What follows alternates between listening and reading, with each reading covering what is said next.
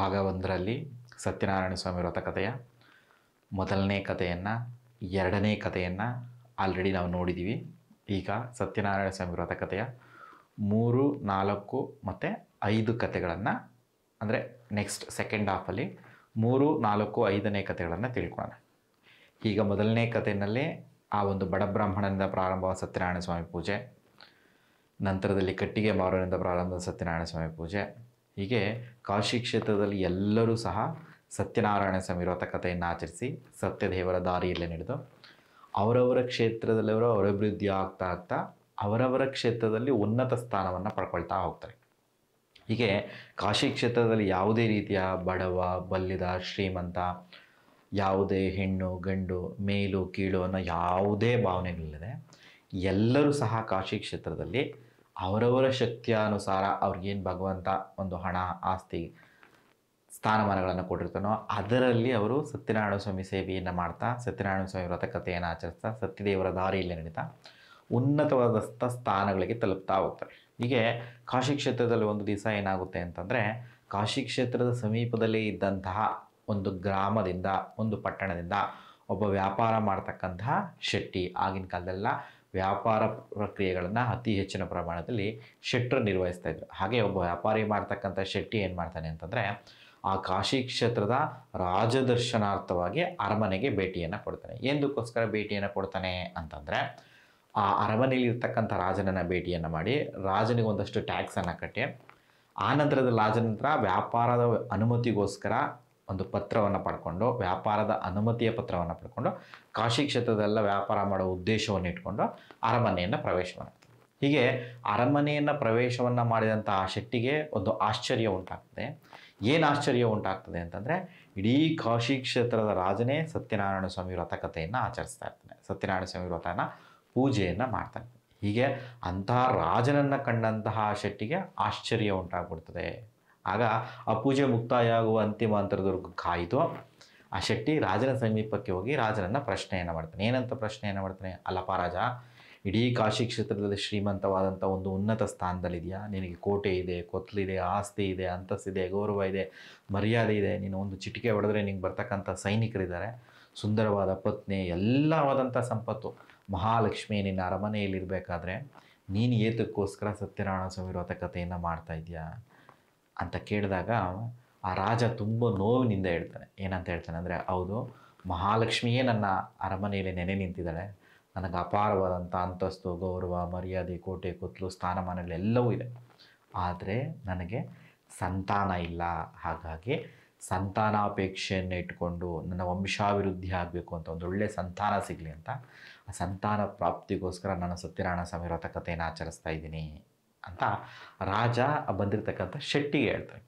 ಶೆಟ್ಟಿಗೆ ಆಶ್ಚರ್ಯ ಅನಿಸುತ್ತೆ, ರಾಜರೇ ಸಂತಾನಕ್ಕೋಸ್ಕರ ಸತ್ಯನಾರಾಯಣ ಸ್ವಾಮಿ ವ್ರತಕಥೆಯನ್ನು ಆಚರಿಸ್ಬೇಕಾದ್ರೆ ನಾನು ಯಾಕೆ ಮಾಡಬಾರ್ದು, ರಾಜರಿಗೆ ಎಷ್ಟು ನಂಬಿಕೆ ಇರಬೇಕಾದ್ರೆ ನಾನು ಯಾಕೆ ನಂಬಿಕೆಯನ್ನು ಬೆಳೆಸ್ಕೋಬಾರ್ದು ಅಂತ ಅಲ್ಲೇ ಒಂದು ಪ್ರಸಾದವನ್ನು ಸ್ವೀಕರಿಸಿ ಸಂಕಲ್ಪವನ್ನು ಮಾಡ್ಕೊತಾನೆ. ಏನಂತ ಅಂದರೆ, ತನಗೊಂದು ಸಂತಾನ ಆದರೆ, ಶೆಟ್ಟಿಗೊಂದು ಸಂತಾನ ಆದರೆ ಆ ಮಗುವಿನ ನಾಮಕರಣದ ಸಂದರ್ಭದಲ್ಲಿ ತಾನೂ ಸಹ ಸತ್ಯನಾರಾಯಣ ಸ್ವಾಮಿ ವ್ರತಕಥೆಯನ್ನು ಆಚರಿಸ್ತೀನಿ ಅಂತ ಸಂಕಲ್ಪವನ್ನು ಮಾಡ್ಕೊಂಡು, ಅದಾದ ನಂತರದಲ್ಲಿ ಕಾಶಿ ಕ್ಷೇತ್ರದಿಂದ ತನ್ನ ಮನೆಗೆ ವಾಪಸ್ ಬಂದು ತನ್ನ ಹೆಂಡತಿಗೆ ನಡೆದಂಥ ಎಲ್ಲ ಈ ವೃತ್ತಾಂತವನ್ನು ತಿಳಿಸ್ತಾನೆ.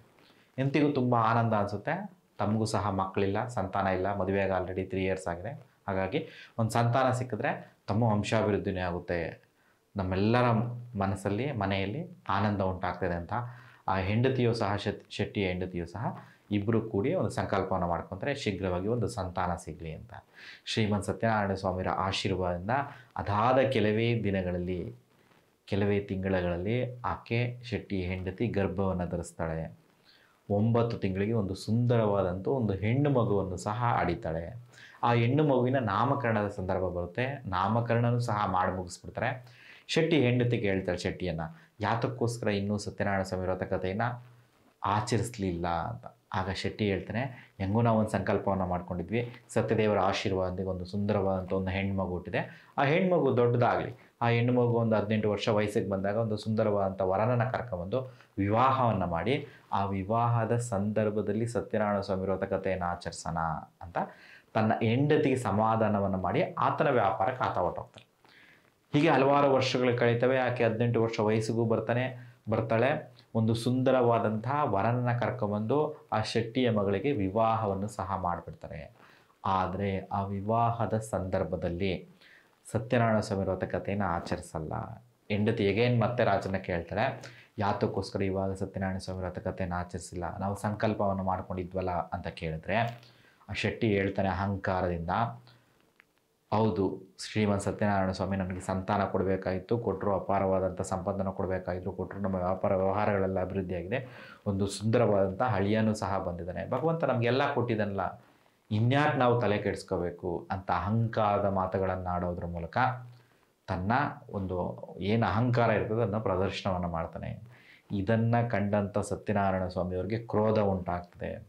ಈ ಕ್ರೋಧದ ಪ್ರತಿಫಲವಾಗಿ ಸತ್ಯನಾರಾಯಣ ಸ್ವಾಮಿಗಳು ಆ ದಂಪತಿಗಳಿಗೆ ಅಂದರೆ ಶೆಟ್ಟಿಗೆ ಒಂದು ಶಾಪವನ್ನು ಕೊಡ್ತಾರೆ. ಏನಂತ ಶಾಪವನ್ನು ಕೊಡ್ತಾರೆ ಅಂದರೆ, ನೀನು ಸಹಿಸಲು ಅಸಾಧ್ಯವಾದಂಥ ಕಷ್ಟ ಕಾರ್ಪಣ್ಯಗಳನ್ನು, ಕಾರಾಗೃಹವಾಸವನ್ನು, ಸಂಕಷ್ಟಗಳನ್ನು ಎದುರಿಸು. ನಿನ್ನ ಹತ್ರ ಏನು ಐತೆ ಅಂತ ಇಷ್ಟು ಅಹಂಕಾರವನ್ನು ಪಡ್ತಾ ಇದೆಯೋ ಅದೆಲ್ಲವೂ ಸಹ ಇಲ್ಲದ ಹಾಗಾಗಲಿ ಅಂತ ಶಾಪವನ್ನು ಕೊಡ್ತಾರೆ. ಏನೈತೆ ಅಂತ ಶೆಟ್ಟಿ ಅಹಂಕಾರ ಪಡ್ತಿದ್ದ, ತನ್ನ ವ್ಯಾಪಾರ ವ್ಯವಹಾರಗಳ ಅಭಿವೃದ್ಧಿ ಆಗಿದೆ, ತನಗೆ ಸುಂದರವಾದಂತಹ ಒಂದು ಮಗು ಹುಟ್ಟಿದ್ದಾಳೆ, ಸುಂದರವಾದಂಥ ಅಳಿಯ ಸಿಕ್ಕಿದ್ದಾನೆ, ಎಲ್ಲವೂ ಸಹ ನನಗಿದೆ ಅಂತ ಅಹಂಕಾರವನ್ನು ಪಡ್ತಾ ಇದ್ದ, ಜಂಬವನ್ನು ಪಡ್ತಾ ಇದ್ದ.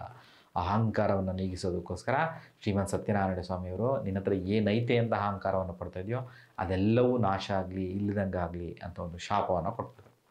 ಅಗೇನ್ ಮತ್ತೆ ಶೆಟ್ಟಿ ಆ ಹೊಸದಾಗಿ ಮದುವೆಯಾಗಿರ್ತಕ್ಕಂತಹ ಅಳಿಯನನ್ನು ಕರ್ಕೊಂಡು ಕಾಶಿ ಕ್ಷೇತ್ರಕ್ಕೆ ಹೋಗಿ ಕಾಶಿ ಕ್ಷೇತ್ರದ ರಾಜದರ್ಶನಾರ್ಥವಾಗಿ ಅರಮನೆಯ ಸಮೀಪದಲ್ಲಿ ಕೂತಿರ್ತಾರೆ. ಏತಕ್ಕೋಸ್ಕರ ಕೂತಿರ್ತಾರೆ ಅಂದರೆ, ವ್ಯಾಪಾರದ ಅನುಮತಿಯ ಪತ್ರವನ್ನು ತಗೊಳ್ಳೋದಕ್ಕೋಸ್ಕರ ರಾಜನ ಒಂದಷ್ಟು ಟ್ಯಾಕ್ಸನ್ನು ಕಟ್ಟಿ ಅಲ್ಲಿ ವ್ಯಾಪಾರವನ್ನು ಮಾಡಲಿಕ್ಕೆ ಅನುಮತಿಯನ್ನು ಪಡ್ಕೊಳ್ಳೋದಕ್ಕೋಸ್ಕರ ಆ ಒಂದು ಅರಮನೆಯ ಮುಂಭಾಗದಲ್ಲಿ ಕೂತಿರ್ತಾರೆ. ಅರಮನೆಯ ಮುಂಭಾಗದಲ್ಲಿ ಕೂತಿರ್ತಕ್ಕಂಥ ಸಂದರ್ಭದಲ್ಲಿ ಅರಮನೆಯಲ್ಲೆಲ್ಲ ಒಂದಷ್ಟು ಕಿರಿಚಾಟ, ಅರ್ಚಾಟ, ಕೂಗಾಟ, ಏನೇನೋ ಗೊಂದಲಗಳು ನಡೀತಾ ಇರ್ತವೆ.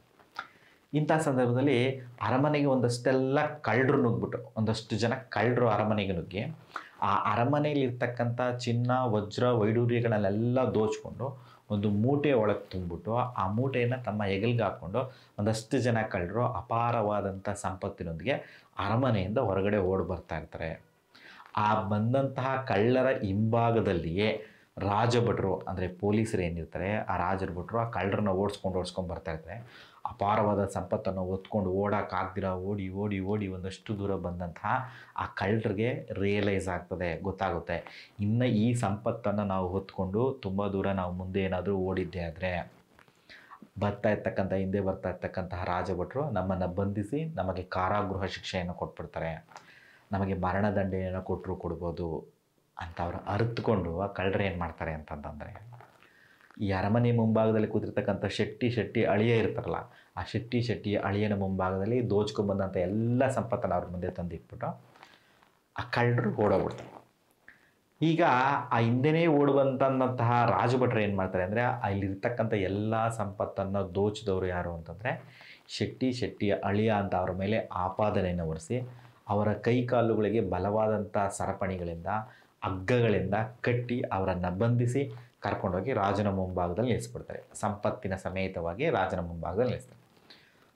ರಾಜ ಒಂದು ಸಭೆಗೆ ಬರ್ತಾನೆ.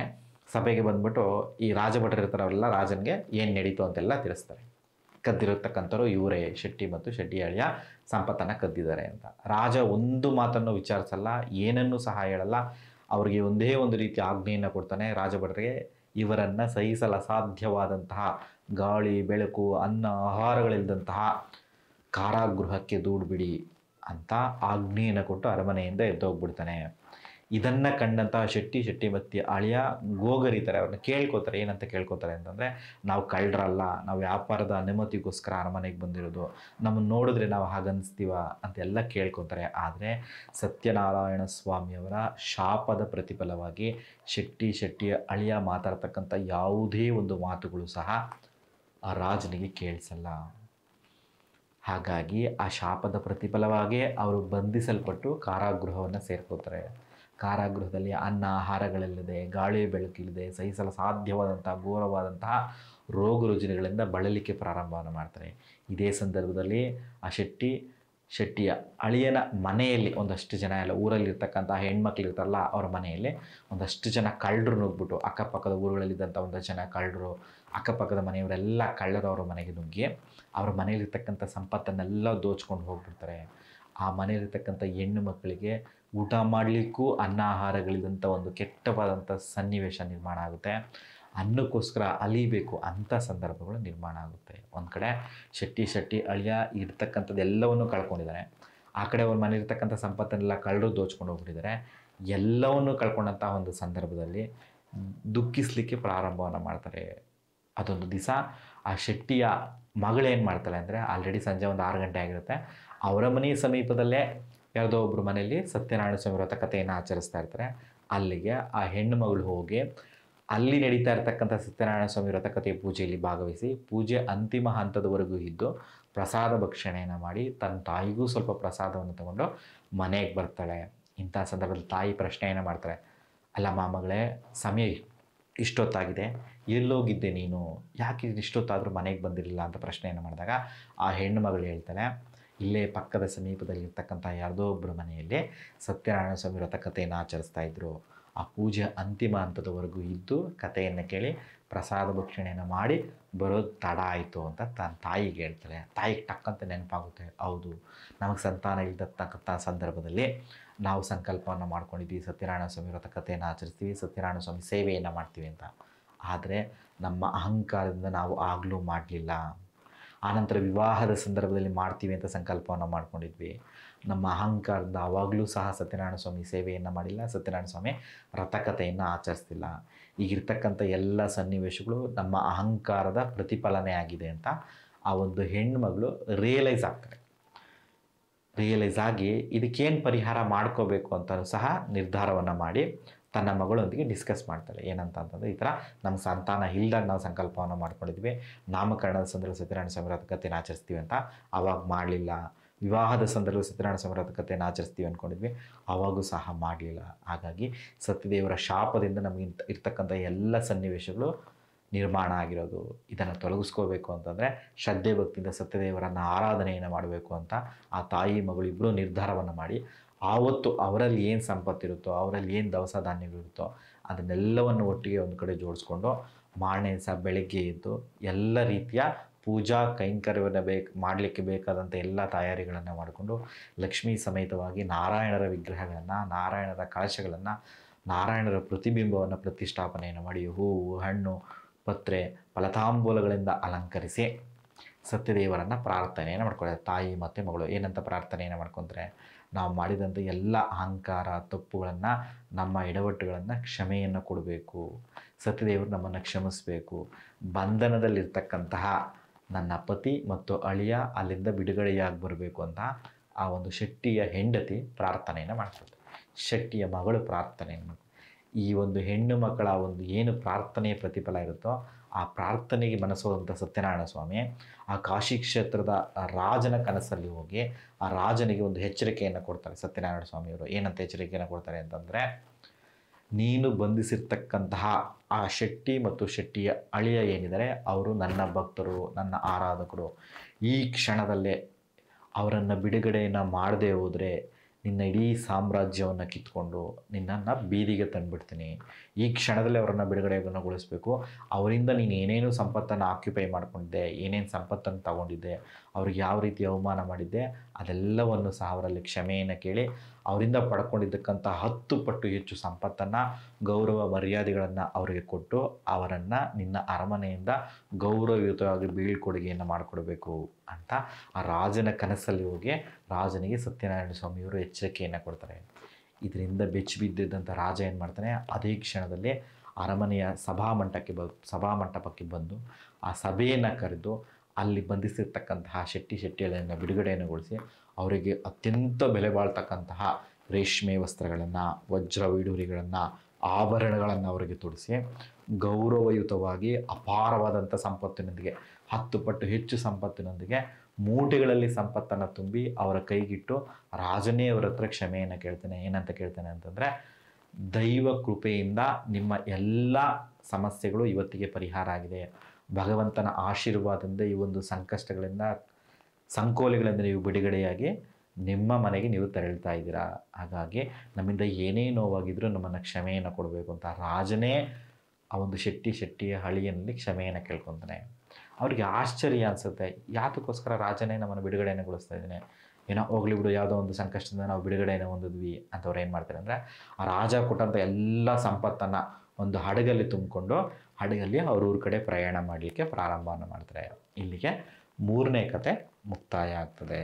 ಮತ್ತು 4ನೇ ಕಥೆನ ನಾವು ನೋಡೋದೇ ಆದರೆ, ಹೀಗೆ ರಾಜನಿಂದ ಅಪಾರವಾದ ಸಂಪತ್ತನ್ನು ಪಡ್ಕೊಂಡು ಆ ಸಂಪತ್ತನ್ನೆಲ್ಲ ಮೂಟೆಗಳಲ್ಲಿ ತುಂಬಿ ಗಂಟುಗಳನ್ನು ಕಟ್ಕೊಂಡು ಹಡಗಲ್ಲಿ ಇಟ್ಕೊಂಡು ಪ್ರಯಾಣವನ್ನು ಮಾಡ್ತಾರೆ.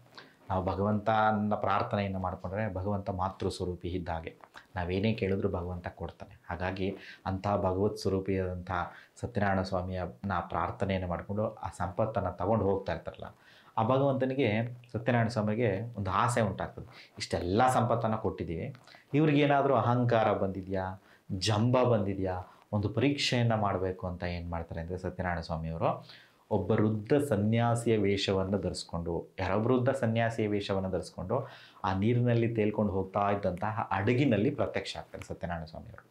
ಪ್ರತ್ಯಕ್ಷ ಆಗಿ ಆ ಒಂದು ಮಾವನನ್ನು ಕೇಳ್ತಾರೆ, ಅಂದರೆ ಶೆಟ್ಟಿಯನ್ನು ಕೇಳ್ತಾರೆ, ಏನಿದು ಹಡಗಲ್ಲೆಲ್ಲ ಇಷ್ಟೆಲ್ಲ ಮೂಟೆಗಳೆಲ್ಲ ತುಂಬಿಟ್ಟಿದ್ದೀರಾ ಅಂತ ಕೇಳಿದಾಗ ಆ ಮಾವನಿಗೆ ಆಶ್ಚರ್ಯ ಅನಿಸುತ್ತೆ. ಶೆಟ್ಟಿಗೆ, ಯಾರಿಗೂ ಇದಕ್ಕಿದ್ದಂಗೆ ವೃದ್ಧ ಸನ್ಯಾಸಿ ವೇಷದಲ್ಲಿ ಈ ನದಿಯ ಮಧ್ಯಭಾಗದಲ್ಲಿ ಹೋಗ್ತಾ ಇರ್ತಕ್ಕಂಥ ಹಡಗಲ್ಲಿ ಪ್ರತ್ಯಕ್ಷ ಆಗ್ಬಿಟ್ಟಿದಾರಾ, ಇವ್ರು ಯಾರೋ ಕಳ್ಳರೇ ಇರಬೇಕು ಅಂತ ಅಹಂಕಾರದಿಂದ ಆ ಒಂದು ಶೆಟ್ಟಿ ಏನಂತ ಹೇಳ್ತಾನೆ ಅಂತಂದರೆ, ಓಹೋ, ನಮ್ಮ ಹಡಗಲ್ಲಿರ್ತಕ್ಕಂಥದ್ದೆಲ್ಲ ಅಪಾರವಾದಂಥ ಸಂಪತ್ತು, ವಜ್ರ ವೈಡೂರ್ಯಗಳು ಅಂತ ನೀನು ಅಂದ್ಕೊಂಡಿದ್ದೀನೋ, ಆದರೆ ಅದೇನೂ ಇಲ್ಲ. ನನ್ನ ಹಡಗಲ್ಲಿರ್ತಕ್ಕಂಥ ಎಲ್ಲ ವಸ್ತುಗಳು ಸಹ ಎಲೆ ಮತ್ತು ಬಳ್ಳಿಗಳು ಮಾತ್ರ ಅಂತ ಆ ಶೆಟ್ಟಿ ಅಹಂಕಾರದಿಂದ ನೋಡಿಬಿಡ್ತಾನೆ.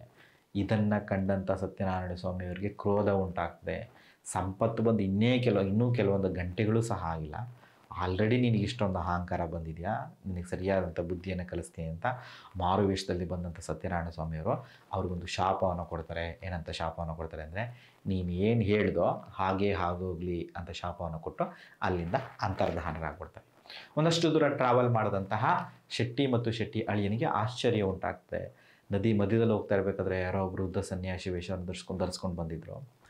ಇರ್ತಕ್ಕಂಥ ಸಂಪತ್ತೆಲ್ಲ ಏನಾಗಿರ್ಬೋದು ಅನ್ನೋ ಒಂದು ಕುತೂಹಲದಲ್ಲಿ ಆ ಮಾವ ಏನು ಮಾಡ್ತಾನೆ ಅಂತಂದರೆ, ಅಲ್ಲಿರ್ತಕ್ಕಂಥ ಎಲ್ಲ ಮೂಟೆಯ ಗಂಟುಗಳನ್ನು ಬಿಚ್ಚಲಿಕ್ಕೆ ಪ್ರಾರಂಭವನ್ನು ಮಾಡ್ತಾನೆ.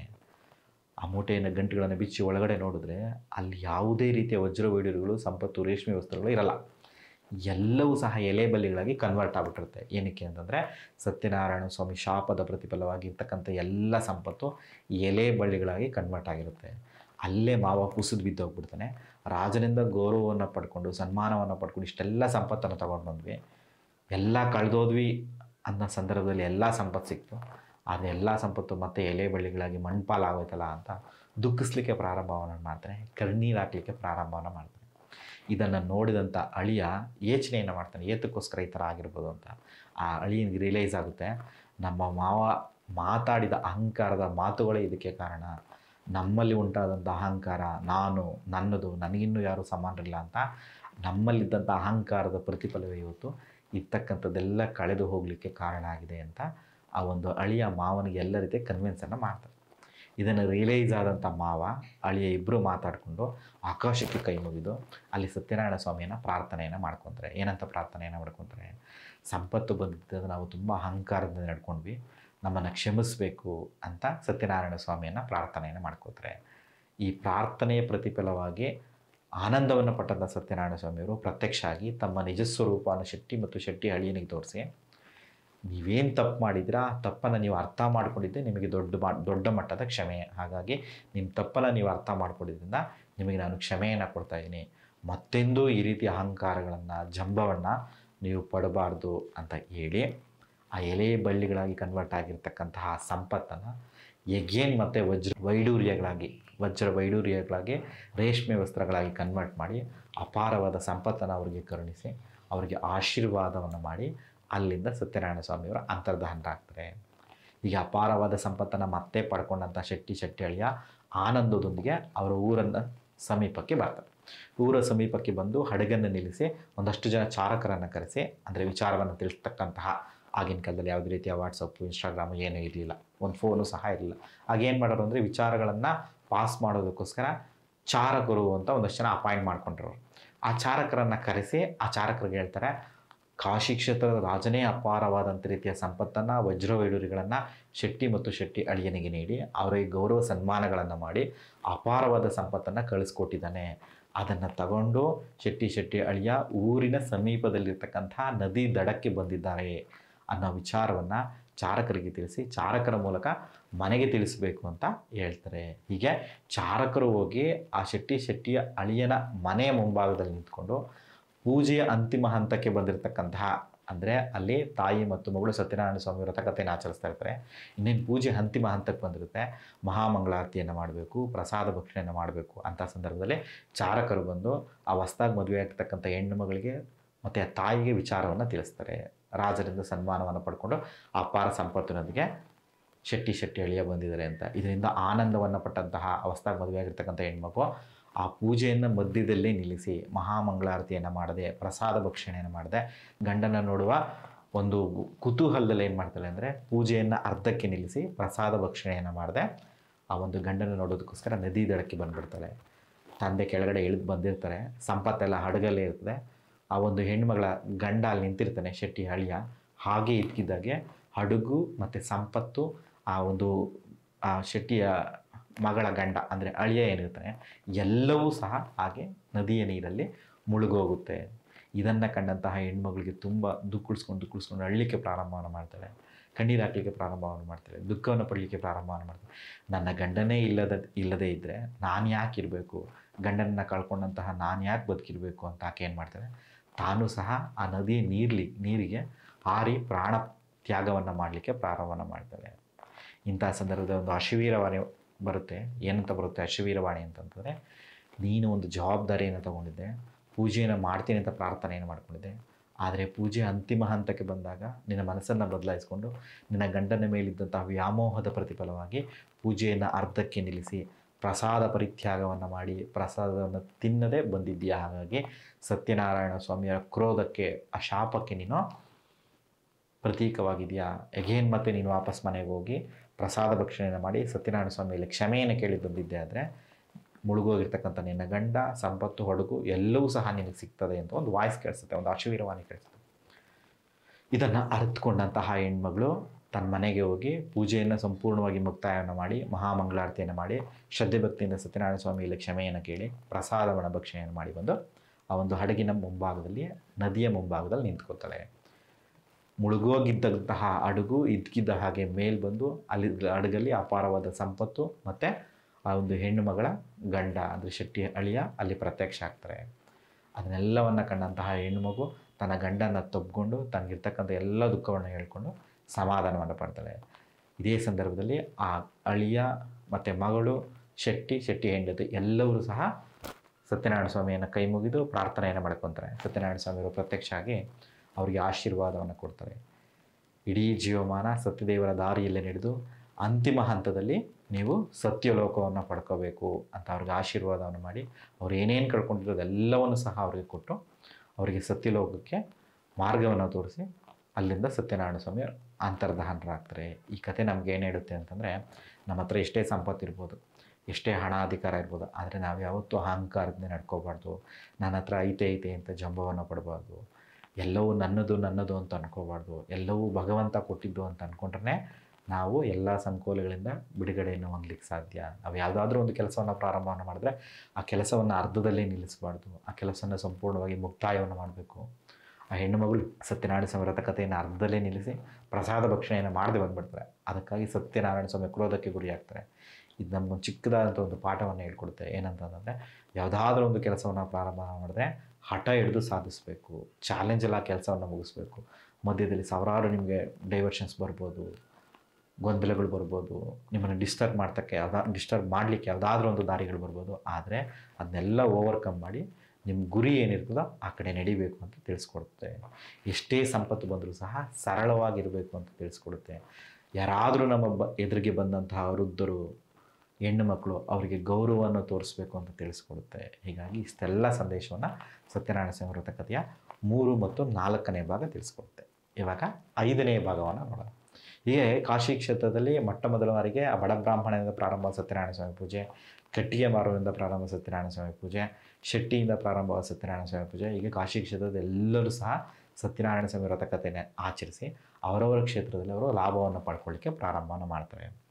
ಒಂದು ದಿವಸ ಏನಾಗುತ್ತೆ ಅಂತಂದರೆ ಆ ಕಾಶಿ ಕ್ಷೇತ್ರದ ಅರಮನೆಯ ಸಮೀಪದಲ್ಲೇ ಒಂದಷ್ಟು ಜನ ಎಲ್ಲ ಗೋಪಾಲಕರು ಸೇರಿಕೊಂಡು, ಗೋಪಾಲಕರು ಅಂದರೆ ಗೋವುಗಳನ್ನು ಪಾಲನೆಯನ್ನು ಮಾಡ್ತಕ್ಕಂಥ ಗೋಪಾಲಕರು, ಗೊಲ್ಲರು ಅಂತ ಕರಿತೀವಿ. ಅಂಥ ಗೊಲ್ಲರು ಏನು ಮಾಡ್ತಾರೆ ಅಂದರೆ ಅರಮನೆಯ ಸಮೀಪದಲ್ಲಿ ನದಿ ದಡದಲ್ಲಿ ಇರ್ತಕ್ಕಂಥ ಒಂದು ಅರಳಿ ವೃಕ್ಷದ ಕೆಳಗಡೆ ಅವರಿಗೆ ಶಕ್ತಿ ಸಾಮರ್ಥ್ಯ ಏನಿರುತ್ತೋ ಅದರಲ್ಲಿ ಲಕ್ಷ್ಮೀನಾರಾಯಣರ ಪ್ರತಿಬಿಂಬವನ್ನು ಮಾಡಿ ಕಳಶವನ್ನು ಜೋಡಿಸಿ ಸತ್ಯನಾರಾಯಣ ಸ್ವಾಮಿಯವರ ಬಿಂಬಸ್ವರೂಪಿ ಪಟವನ್ನು ಇಟ್ಟು ಅವ್ರಿಗೇನು ಶಕ್ತಿ ಸಾಮರ್ಥ್ಯ ಇರುತ್ತಲ್ಲ, ಹೂವು, ಹಣ್ಣು, ಅಕ್ಷತೆ, ಫಲ, ತಾಂಬೂಲಗಳನ್ನು, ಹಣ್ಣು ಹಂಪಲುಗಳನ್ನು ಅರ್ಪಿಸಿ ಸತ್ಯನಾರಾಯಣ ಸ್ವಾಮಿ ವ್ರತ ಕಥೆಯನ್ನು ಆಚರಿಸ್ತಾ ಇರ್ತಾರೆ. ಇದೇ ಸಂದರ್ಭದಲ್ಲಿ ಆ ಒಂದು ಸ್ಥಳಕ್ಕೆ ಕಾಶಿ ಕ್ಷೇತ್ರದ ರಾಜ ಬರ್ತಾರೆ. ಆ ರಾಜನ ಒಂದು ಅಹಂ ಏನು ಅಂತಂತಂದರೆ ಪ್ರತಿದಿನ ಕಾಡಿಗೆ ಹೋಗಿ ಕಾಡಲ್ಲಿರ್ತಕ್ಕಂಥ ಕ್ರೂರ ಮೃಗಗಳನ್ನು, ಅಂದರೆ ಕಾಡಿನಿಂದ ಆ ಊರಿಗೆ ಬಂದು ಜನಗಳಿಗೆ ತೊಂದರೆಯನ್ನು ಕೊಡ್ತಾ ಇರ್ತಕ್ಕಂಥ ಹುಲಿ ಸಿಂಹಗಳನ್ನು ಕೊಂದು ಇಡೀ ಕಾಡನ್ನೇ ಒಂದು ರಾಜ ಅನ್ಸ್ಕೊಳ್ತಕ್ಕಂತಹ ಹುಲಿ ಸಿಂಹಗಳನ್ನೇ ಕೊಲ್ತಕ್ಕಂಥ ಶಕ್ತಿ ನನಗಿದೆ. ಹಾಗಾಗಿ ನಾನೇ ತುಂಬ ಬಲವಂತ, ನನಗೊಂದು ಸುಂದರವಾದಂಥ ಬಾಡಿ ಇದೆ, ಸುಂದರವಾದಂಥ ದೇಹ ಇದೆ, ನನಗಿನ್ನೂ ಸುಂದರವಾದಂಥ ವ್ಯಕ್ತಿ ಇಡೀ ಕಾಶಿ ಕ್ಷೇತ್ರದಲ್ಲಿ ಯಾರೂ ಇಲ್ಲ, ನನಗಿನ್ನೂ ತುಂಬ ಬಲವಾಗಿರ್ತಕ್ಕಂಥ ವ್ಯಕ್ತಿಗಳು ಇಡೀ ಕಾಶಿ ಕ್ಷೇತ್ರದಲ್ಲಿ ಯಾರೂ ಇಲ್ಲ, ನಾನು ಇವರೆಲ್ಲರಿಗೂ ಸಹ ಅತೀತವಾದಂಥ ಒಂದು ಸೌಂದರ್ಯವನ್ನು, ದೇಹ ಪುಷ್ಟಿಯನ್ನು ಒಳಗೊಂಡಿದ್ದೀನಿ ಅನ್ನೋ ಒಂದು ಅಹಂ ಇರ್ತದೆ. ಹೀಗಾಗಿ ಆ ಅಹಂಕಾರದೊಂದಿಗೆ ಅವರು ಮಾಡ್ತಾ ಇರ್ತಕ್ಕಂಥ, ಅಂದರೆ ಗೋಪಾಲಕರು ಮಾಡ್ತಾ ಇರ್ತಕ್ಕಂಥ ಒಂದು ಸತ್ಯನಾರಾಯಣ ಸ್ವಾಮಿ ವ್ರತಕಥೆ ಸಮೀಪಕ್ಕೆ ಕುದುರೆ ಮೇಲೆ ಕೂತ್ಕೊಂಡ್ಬರ್ತಾನೆ. ಅದನ್ನು ಕಂಡಂತಹ ಗೋಪಾಲಕರು ಏನು ಮಾಡ್ತಾರೆ ಅಂತಂದರೆ ರಾಜರೇ ಸತ್ಯನಾರಾಯಣ ಸ್ವಾಮಿಯ ಪೂಜೆಗೆ ಬಂದಿದ್ದಾರೆ ಅಂತ ಅಂದ್ಕೊಂಡು ಏನು ಮಾಡ್ತಾರೆ ಅಂತಂದರೆ ರಾಜರನ್ನ ಆಹ್ವಾನಿಸ್ಲಿಕ್ಕೆ ಹೋಗ್ತಾರೆ. ಆದರೆ ಅವರ ಆಹ್ವಾನವನ್ನು ಧಿಕ್ಕರಿಸ್ತಾನೆ ರಾಜ. ಗೋಪಾಲಕರು, ಗೊಲ್ಲರು ಅವರು ಮಾಡ್ತಕ್ಕಂತಹ ಪೂಜೆಗೆ ನಾನು ಯಾಕೆ ಅಟೆಂಡ್ ಮಾಡಬೇಕು, ಅವರು ಕೀಳು ಜಾತಿಯವರು ಅನ್ನೋದು ಅವನ ಕಾನ್ಸೆಪ್ಟ್ ಆಗಿರ್ತದೆ. ಹಾಗಾಗಿ ಆತ ಆ ಪೂಜೆ ಸಮೀಪಕ್ಕೂ ಸಹ ಹೋಗಲ್ಲ. ಆ ಗೋಪಾಲಕರು, ಗೊಲ್ಲರು ಏನು ಯೋಚನೆ ಮಾಡ್ತಾರೆ, ಎಷ್ಟಾದರೂ ನಮ್ಮ ರಾಜ, ಅವ್ರು ಬರ್ತಿದ್ರೇನು ನಾವೇ ಅವರ ಬಳಿಗೆ ಹೋಗಿ ಅಟ್ಲೀಸ್ಟ್ ಪ್ರಸಾದವನ್ನಾದರೂ ಕೊಡೋಣ ಅಂತ ಹೋಗಿ ಪ್ರಸಾದನ ತಗೊಳ್ಳಿ ಸ್ವಾಮಿಗಳೇ ಅಂತ ರಾಜನನ್ನು ಪ್ರಾರ್ಥನೆಯನ್ನು ಮಾಡ್ಕೋತಾರೆ. ಆದರೆ ರಾಜ ಆ ಗೋಪಾಲಕರು, ಗೊಲ್ಲರು, ಕೀಳು ಜಾತಿಯವರು ಅವರು ಮಾಡಿರ್ತಕ್ಕಂಥ ಪ್ರಸಾದವನ್ನು ನಾನು ಯಾಕೆ ಸ್ವೀಕರಿಸಬೇಕು ಅನ್ನೋ ಅಹಂಕಾರದಿಂದ ಪ್ರಸಾದವನ್ನು ಸಹ ಸ್ವೀಕರಿಸಲ್ಲ, ಪ್ರಸಾದ ಪರಿತ್ಯಾಗವನ್ನು ಮಾಡ್ತಾನೆ. ಇದನ್ನು ಕಂಡಂಥ ಸತ್ಯನಾರಾಯಣ ಸ್ವಾಮಿ ಅವನಿಗೆ, ಅಂದರೆ ರಾಜನಿಗೆ ಶಾಪವನ್ನು ಕೊಡ್ತಾರೆ. ಏನಿದೆ ಅಂತ ನೀನು ಇಷ್ಟು ಅಹಂಕಾರವನ್ನು ಪಡ್ತಾ ಇದೆಯೋ ಅದೆಲ್ಲವೂ ಸಹ ನಿನಗೆ ಇಲ್ಲದ ಹಾಗಾಗಲಿ ಅಂತ ಶಾಪವನ್ನು ಕೊಡ್ತಾರೆ. ಆ ಪ್ರಸಾದವನ್ನು ಆ ಗೋಪಾಲಕರು ಕೊಡಲಿಕ್ಕೆ ಬಂದರೆ ಪ್ರಸಾದವನ್ನು ಸಹ ಸ್ವೀಕರಿಸಲ್ಲ. ಆ ಗೋಪಾಲಕರು ಪ್ರಸಾದವನ್ನು ಅಲ್ಲೇ ಕೆಳಗಡೆ ಇಟ್ಟು ಪಟ್ಬಿಡ್ತಾರೆ. ರಾಜ ಕೆಳಗಡೆ ಇಟ್ಟಂಥ ಪ್ರಸಾದವನ್ನು ಪರಿತ್ಯಾಗವನ್ನು ಮಾಡಿ ಧಿಕ್ಕರಿಸಿ ತನ್ನ ಅರಮನೆಗೆ ಹೊರಟೋಗ್ತಾನೆ. ಇದಾದ ಕೆಲವೇ ದಿನಗಳಲ್ಲಿ ಆ ರಾಜನ ಅಕ್ಕಪಕ್ಕದ ಸಾಮ್ರಾಜ್ಯದಲ್ಲಿರ್ತಕ್ಕಂತಹ ಎಲ್ಲ ರಾಜರು, ಅಂದರೆ ಸಮೀಪದಲ್ಲಿರ್ತಕ್ಕಂಥ ನೆರೆಹೊರೆಯ ರಾಜರು ಏನು ಮಾಡ್ತಾರೆ ಅಂದರೆ ಕಾಶಿ ಕ್ಷೇತ್ರದ ಮೇಲೆ ಆಕ್ರಮಣವನ್ನು ಮಾಡಿ ಆ ಕಾಶಿ ಕ್ಷೇತ್ರವನ್ನೆಲ್ಲ ಅವರು ಆಕ್ಯುಪೈ ಮಾಡ್ಕೊಬಿಡ್ತಾರೆ, ಕಿತ್ಕೊಬಿಡ್ತಾರೆ. ಆ ರಾಜನ ಸಮೀಪ ಇದ್ದಂತಹ ಎಲ್ಲ ಸಂಪತ್ತು, ಸೈನಿಕರು, 100 ಜನ ಮಡದಿ ಮಕ್ಕಳು ಎಲ್ಲವೂ ಸಹ ಇಲ್ದಂಗೆ ಆಗ್ಬಿಡ್ತದೆ. ಒಂದು ದಿವಸ ಎಲ್ಲವನ್ನು ಕಳ್ಕೊಂಡಂತಹ ಕಾಶಿ ಕ್ಷೇತ್ರದ ರಾಜ ಅರಮನೆಯ ಮೇಲೆ ನಿಂತ್ಕೊಂಡು ಯೋಚನೆಯನ್ನು ಮಾಡ್ತಾ ಇರ್ತಾನೆ. ಆಗ ಅವನಿಗೊಂದು ರಿಯಲೈಸ್ ಆಗುತ್ತೆ. ಏನಂತ ರಿಯಲೈಸ್ ಆಗುತ್ತೆ ಅಂದರೆ, ನಾನು ತುಂಬ ಸುಂದರವಾಗಿದ್ದೀನಿ, ನನ್ನ ಹತ್ರ ಆಯುಧಗಳಿದೆ, ಸೈನಿಕರಿದ್ದಾರೆ, ನನಗೊಂದು ಒಳ್ಳೆ ಬಾಡಿ ಇದೆ ಅಂತ ನಾನು ಅವತ್ತು ಅಹಂಕಾರವನ್ನು ಪಟ್ಟೆ. ಅವರನ್ನು ಕೀಳು ಜಾತಿಯವರು ಅಂತ ಕೆಟ್ಟದಾಗಿ ನಡೆಸ್ಕೊಂಡೆ. ಅವರ ಪೂಜೆಗೂ ಸಹ ನಾನು ಅಟೆಂಡ್ ಮಾಡಿಲ್ಲ, ಅವ್ರು ಕೊಟ್ಟಂಥ ಪ್ರಸಾದವನ್ನು ಸಹ ನಾನು ಸ್ವೀಕರಿಸಲಿಲ್ಲ. ನನ್ನೊಳಗಿದ್ದಂಥ ಅಹಂಕಾರನೇ ಇವತ್ತು ನನ್ನನ್ನು ಡೌನ್ಫಾಲ್ ಮಾಡಿದೆ, ನನ್ನ ಕೆಳಗೆ ಬೀಳಿಸಿದೆ. ಹಾಗಾಗಿ ನನ್ನ ತಪ್ಪನ್ನು ನಾನು ಅರ್ಥ ಮಾಡ್ಕೊಂಡಿದ್ದೆ ಆದರೆ, ನಾನು ತಿದ್ದುಕೊಂಡಿದ್ದೆ ಆದರೆ ಸತ್ಯನಾರಾಯಣ ಸ್ವಾಮಿಯವರ ಆಶೀರ್ವಾದದೊಂದಿಗೆ ನನಗೊಂದಷ್ಟು ಒಳ್ಳೆಯದಾಗ್ಬೋದು ಅಂತ ಏನು ಮಾಡ್ತಾನೆ ಅಂತಂದರೆ ಆಕಾಶವನ್ನು ನೋಡ್ಕೊಳ್ತಾ ಆಕಾಶವನ್ನು ಕೈ ಮುಗಿದು ಪ್ರಾರ್ಥನೆಯನ್ನು ಮಾಡ್ಕೊತಾರೆ ಸತ್ಯನಾರಾಯಣ ಸ್ವಾಮಿಯವರ. ನಾನು ಮಾಡಿದ್ದಕ್ಕೆ ತಪ್ಪಾಯಿತು, ನನ್ನ ಕ್ಷಮಿಸಬೇಕು ಅಂತ. ಅಲ್ಲೇ ಪ್ರತ್ಯಕ್ಷ ಆಗಿ ನಿಜ ಸ್ವರೂಪವನ್ನು ತೋರಿಸಿದ ಸತ್ಯನಾರಾಯಣ ಸ್ವಾಮಿ, ನಿನ್ನ ತಪ್ಪನ್ನು ನೀನು ಅರ್ಥ ಮಾಡ್ಕೊಂಡಿದ್ದೆ, ನಿನಗೆ ಕ್ಷಮೆ. ಹಾಗಾಗಿ ವಾಪಸ್ ನೀನು ಹೋಗಿ ಆ ಗೋಪಾಲಕರ ಜೊತೆಲಿ ನಿಂತು ನೀನೇ ಪೂಜೆಯನ್ನು ಮಾಡಿ ಗೋಪಾಲಕರ ಜೊತೆ ಕೂಡಿ ಪ್ರಸಾದವನ್ನು ತಯಾರು ಮಾಡಿ ನೀನು ತಿಂದಿದ್ದೆ ಆದರೆ ಕಳ್ಕೊಂಡಿರ್ತಕ್ಕಂಥ ಎಲ್ಲ ಒಂದು ಸಂಪತ್ತು ನಿನಗೆ ಸಿಗುತ್ತೆ ಅಂತ ಸತ್ಯನಾರಾಯಣ ಸ್ವಾಮಿಯವರು ಆ ರಾಜನಿಗೆ ತಿಳಿಸ್ತಾರೆ. ರಾಜ ಹೇಗೇನು ಹೋಗಿ ಆ ಗೋಪಾಲಕರನ್ನೆಲ್ಲ ಸೇರಿಸಿ, ಗೊಲ್ಲರನ್ನೆಲ್ಲ ಸೇರಿಸಿ ಅವರೊಟ್ಟಿಗೆ ತಾನೂ ಕೂತು ಸತ್ಯನಾರಾಯಣ ಸ್ವಾಮಿ ವ್ರತಕಥೆಯನ್ನು ಆಚರಿಸಿ ತಾನೇ ಸತ್ಯನಾರಾಯಣ ಸ್ವಾಮಿ ಪ್ರಸಾದವನ್ನು ತಯಾರನ್ನು ಮಾಡಿ ಅವರೊಟ್ಟಿಗೆ ಕೂತು ಅವರಿಗೂ ಬಡಿಸಿ ತಾನೂ ಸಹ ತಿಂತಾನೆ.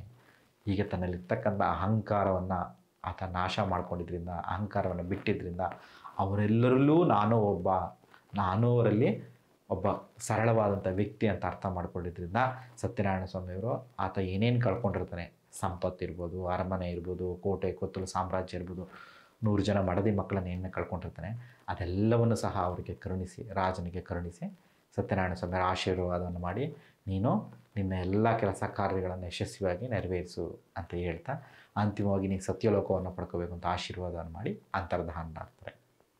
ಹೀಗೆ ಈ ಒಂದು 5ನೇ ಕತೆ ನಮ್ಗೆ ಏನು ತಿಳಿಸ್ತದೆ ಅಂತಂದರೆ, ನಾವು ತುಂಬ ಸುಂದರವಾಗಿದ್ದೀವಿ, ನಮ್ಮ ಹತ್ರ ಅಪಾರವಾದಂಥ ಸಂಪತ್ತಿದೆ, ನನಗೊಂದು ಒಳ್ಳೆಯ ಶಕ್ತಿ ಇದೆ, ನನ್ನ ಸುತ್ತಮುತ್ತ ಜನ ಇದ್ದಾರೆ, ನಾನು ಬಲಶಾಲಿ ಅಂತ ಯಾವತ್ತಾದರೂ ನೀನು ಅಹಂಕಾರ ಪಟ್ಟೆ ಅಂದರೆ, ಜನಗಳನ್ನು ನೀನು ಕೀಳಾಗಿ ನೋಡಿದೆ ಅಂದರೆ ಭಗವಂತ ನಿನ್ನ ನೋಡ್ತಾ ಇರ್ತಾನೆ, ನಿನಗೆ ಸರಿಯಾದಂಥ ಶಿಕ್ಷೆ ಕೊಡ್ತಾನೆ. ಹಾಗಾಗಿ ಯಾವತ್ತೂ ಅಹಂಕಾರವನ್ನು ಪಡಬಾರ್ದು, ಯಾರನ್ನೂ ಕೀಳಾಗಿ ಕಾಣಬಾರ್ದು, ಯಾರನ್ನೂ ಅವಮಾನಿಸಬಾರ್ದು. ಭಗವಂತ ಎಲ್ಲ ಕಡೆಯಲ್ಲಿ ಇರ್ತಾನೆ. ಅದು ಶ್ರೀಮಂತನಲ್ಲಿಯೂ ಇರ್ತಾನೆ, ಬಡವನಲ್ಲಿಯೂ ಇರ್ತಾನೆ, ಹೆಣ್ಣಲ್ಲಿಯೂ ಇರ್ತಾನೆ, ಗಂಡಲ್ಲಿಯೂ ಇರ್ತಾನೆ, ಕಲ್ಲಲ್ಲಿಯೂ ಇರ್ತಾನೆ, ಮುಳ್ಳಲ್ಲಿಯೂ ಇರ್ತಾನೆ, ಆಕಾಶದಲ್ಲಿಯೂ ಇರ್ತಾನೆ, ಭೂಮಿಯಲ್ಲಿ ಇರ್ತಾನೆ. ನೀನು ಎಲ್ಲೆಲ್ಲಿ ನೋಡ್ತೀಯೋ ಅಲ್ಲೆಲ್ಲೂ ಸಹ ಭಗವಂತನೇ ಇರ್ತಾನೆ. ಹಾಗಾಗಿ ಯಾರಿಗಾದರೂ ನೀನು ಅವಮಾನಿಸಿದ್ದೆ ಆದರೆ, ಅಪಮಾನಿಸಿದ್ದೆ ಆದರೆ, ನಿಂದಿಸಿದ್ದೆ ಆದರೆ, ಆ ನಿಂದನೆ, ಅವಮಾನ, ಅಪಮಾನಗಳೆಲ್ಲವೂ ಸಹ ಭಗವಂತನಿಗೆ ಮಾಡಿದಂಥ ಅವಮಾನ ಅಪಮಾನಗಳೇ ಆಗಿರ್ತವೆ. ಹಾಗಾಗಿ ಯಾವತ್ತೂ ಯಾರನ್ನೂ ಕೀಳಾಗಿ ನೋಡಬಾರ್ದು ಅಂತ ಈ ನಮಗೆ 5ನೇ ಕತೆ ನಮಗೆ ತಿಳಿಸ್ಕೊಡುತ್ತೆ. ಹೀಗೆ ಸತ್ಯನಾರಾಯಣ ಸ್ವಾಮಿ ಇಡೀ ಕತೆ ನಮ್ಗೆ ಏನು ತಿಳಿಸ್ತದೆ ಅಂತಂದರೆ, ಯಾವತ್ತೂ ನನ್ನ ಹತ್ರ ಐತೆ ಅಂತ ಅಹಂಕಾರವನ್ನು ಪಡಬಾರ್ದು, ಇಲ್ಲ ಅಂತ ಕೊರಗಬಾರ್ದು. ಭಗವಂತ ಬಂದೇ ಬರ್ತಾನೆ, ನನ್ನ ಬೆನ್ನಿಗೆ ನಿಂತೇನೆ ಇರ್ತಾನೆ, ನನಗಿರ್ತಕ್ಕಂಥ ಎಲ್ಲ ಕಷ್ಟಗಳನ್ನು ನಿವಾರಣೆಯನ್ನು ಮಾಡ್ತಾನೆ. ಭಗವಂತ ಬಂದು ಬೆನ್ನಿಗೆ ನಿಂತ್ಕೊಂಡ್ರೆ ಈ ಕಷ್ಟಗಳೆಲ್ಲ ಯಾವ ಲೆಕ್ಕ? ಹಾಗಾಗಿ ನಮ್ಮ ಕೈಯನ್ನು ಯಾರು ಹಿಡಿಬೇಕು? ಭಗವಂತ ಶ್ರೀಮಂತ ಸತ್ಯನಾರಾಯಣ ಸ್ವಾಮಿಯವರು ಕೈ ಹಿಡಿಬೇಕು. ಭಗವಂತ ನಮ್ಗೊಟ್ಟಿಗೆ ಇದ್ದಾನೆ, ಆತ ಬೆಳೆಸ್ತಾನೆ ಅಂತ ಅಂದ್ಕೊಂಡ್ರೆ ಯಾವುದೂ ಚಿಕ್ಕದು ಅನಿಸಲ್ಲ, ಯಾವುದೂ ದೊಡ್ಡದು ಅನಿಸಲ್ಲ, ಎಲ್ಲವೂ ಆತಂದೆ ಅಂದ್ಕೊಂಡ್ರೆ ನಾವು ನೋವೇ ಇರಲ್ಲ, ನಮಗೆ ಕಷ್ಟಗಳೇ ಇರಲ್ಲ. ಯಾಕಂದರೆ ನಮ್ಮ ಬೆನ್ನಿಗೆ ಸತ್ಯನಾರಾಯಣ ಸ್ವಾಮಿಯವರು ನಿಂತಿರ್ತಾರಲ್ಲ. ಹಾಗಾಗಿ ಅದೇ ಯಶಸ್ಸಿನ ಪ್ರತಿರೂಪ ಆಗಿರ್ತದೆ. ಟೋಟಲ್ ಆಗಿ ಒಟ್ಟಿಗೆ ಯಾರು ಸತ್ಯನಾರಾಯಣ ಸ್ವಾಮಿ ವ್ರತ ಕಥೆಯನ್ನು ಆಚರಿಸ್ತಾರೆ, ಸತ್ಯನಾರಾಯಣ ಸ್ವಾಮಿ ವ್ರತ ಕಥೆಗೆ ಸಹಕಾರವನ್ನು ಕೊಡ್ತಾರೆ, ಸತ್ಯನಾರಾಯಣ ಸ್ವಾಮಿ ವ್ರತ ಕಥೆಯಲ್ಲಿ ಭಾಗವಹಿಸ್ತಾರೆ, ಅವ್ರಿಗೇನಾದರೂ ಭಯ ಇದ್ದರೆ ಆ ಭಯ ನಿವಾರಣೆ ಆಗುತ್ತೆ.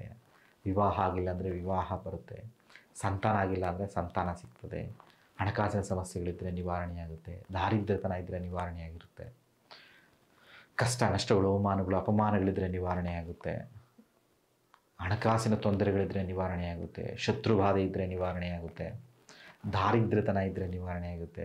ಯಾರು ಸತ್ಯನಾರಾಯಣ ಸ್ವಾಮಿಯನ್ನು ಪ್ರಾರ್ಥನೆಯನ್ನು ಮಾಡ್ಕೊತಾರೆ ಅವರ ಮನೆಯಲ್ಲಿರ್ತಕ್ಕಂಥ ಎಲ್ಲ ಸಂಕಷ್ಟಗಳು ನಿವಾರಣೆಯಾಗುತ್ತೆ. ಕೋರ್ಟು, ಕಚೇರಿ, ಪೊಲೀಸ್ ಸ್ಟೇಷನ್ ವ್ಯಾಜ್ಯಗಳಲ್ಲೇನಾದರೂ ನೀವು ಸಿಗಾಕೊಂಡಿದ್ದರೆ ಸತ್ಯನಾರಾಯಣ ಸ್ವಾಮಿ ಆಶೀರ್ವಾದದೊಂದಿಗೆ ಅದರಿಂದ ಎಲ್ಲ ಹೊರಗಡೆ ಬರಲಿಕ್ಕೆ ಸಾಧ್ಯ ಆಗುತ್ತೆ. ಹೀಗಾಗಿ ನಿಮ್ಮ ಎಲ್ಲ ಕೆಲಸ ಕಾರ್ಯಗಳೇ ಸತ್ಯನಾರಾಯಣ ಸ್ವಾಮಿಯವರು ನಿಮ್ಮ ಬೆನ್ನಿಗೆ ನಿಂತು ಅಭಿವೃದ್ಧಿಯನ್ನು ಮಾಡ್ತಾರೆ. ಹಾಗಾಗಿ ಯಾರು ಸತ್ಯದೇವರನ್ನು ಪ್ರಾರ್ಥನೆಯನ್ನು ಮಾಡಿ ಸತ್ಯದೇವರ ದಾರಿಯಲ್ಲೇ ನಡೀತಾರೆ, ಭಗವಂತ ಯಾವಾಗೂ ನನ್ನ ಜೊತೆ ಇದ್ದಾನೆ ಅಂತ ಅಂದ್ಕೊತಾರೆ, ಅವರ ಎಲ್ಲ ಕಷ್ಟಗಳು, ಕಾರ್ಪಣ್ಯಗಳು ಸರಳವಾಗಿ ಬಗೆಹರಿದೋಗುತ್ತೆ, ಯಶಸ್ಸಿನ ದಾರಿಯಡಿಗೆ ಅವ್ರು ನಡೀತಾರೆ. ಹಾಗಾಗಿ ಸತ್ಯನಾರಾಯಣ ಸ್ವಾಮಿಯವರು ತಮ್ಮೆಲ್ಲರ ಕಷ್ಟ ಕಾರ್ಪಣ್ಯಗಳನ್ನು ನೀಗಿಸಿ ತಮ್ಮ ಬೆನ್ನಿಗೆ ನಿಂತು ಎಲ್ಲ ರೀತಿಯ ಯಶಸ್ಸನ್ನು ಕೊಡಲಿ ಅಂತ ಪ್ರಾರ್ಥನೆಯನ್ನು ಮಾಡ್ತಾ ನನ್ನ ಮಾತುಗಳನ್ನು ಮುಗಿಸ್ತಾ ಇದ್ದೀನಿ. ಧನ್ಯವಾದಗಳು. ಯಾರು ಇಷ್ಟೊಂದು ಕಾಲಾವಧಿಯಲ್ಲಿ ನಮ್ಮೊಟ್ಟಿಗೆ ನಿಂತು ಸತ್ಯನಾರಾಯಣ ಸ್ವಾಮಿ ವ್ರತ ಕಥೆ 2ನೇ ಭಾಗವನ್ನು ಕೇಳಿದ್ದೀರಾ, ನೋಡಿದ್ದೀರಾ, ತಮಗೆ ಎಲ್ಲ ರೀತಿಯ ಯಶಸ್ಸು ಸಿಗಲಿ ಅಂತ ಪ್ರಾರ್ಥನೆಯನ್ನು ಮಾಡ್ತಾಯಿದ್ದೀನಿ. ನಮ್ಮ ಪ್ರತ್ಯಂಗಿರ ಆಸ್ಟ್ರಾಲಜಿ ಮತ್ತು ವಾಸ್ತು ಚಾನಲ್ನ ಸಬ್ಸ್ಕ್ರೈಬ್ ಮಾಡಿ, ಲೈಕ್ ಮಾಡಿ, ವಿಚಾರಧಾರೆಗಳನ್ನು ಶೇರ್ ಮಾಡಿ ಅಂತ ಹೇಳ್ತಾ ನನ್ನ ಮಾತನ್ನು ಮುಗಿಸ್ತಾ ಇದ್ದೀನಿ. ಧನ್ಯವಾದಗಳು.